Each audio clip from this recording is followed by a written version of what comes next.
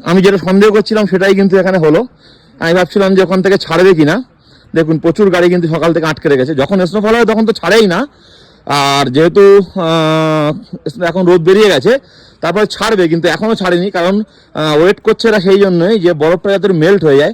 রাস্তার উপরে কিন্তু পুরো বরফ আছে, একদম ব্ল্যাক আইস জমে গেছে, মানে অ্যাক্সিডেন্টের সম্ভাবনা বেশি বেড়ে যায়।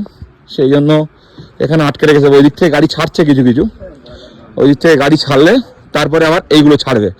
এখন সময় হয়ে গেছে 11টা, আর বলছে যে 12টার দিকে ছাড়বে। এখন দেখা যাক, 1 ঘন্টা এখন এখানে ওয়েট করতে হবে, কারণ এই জায়গাটা আর কিছুদিনের মধ্যে বন্ধ করে দেবে।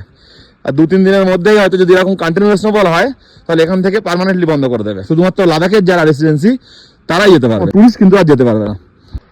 তো এখন 1 ঘন্টা এখানে ওয়েট করতে হবে, তারপরে ছাড়বে। গত বছরে অনেকগুলো অ্যাক্সিডেন্ট হয়েছিল ছাড়ার কারণে, সেজন্য এবারে আর এনারা রিস্ক নিচ্ছে না।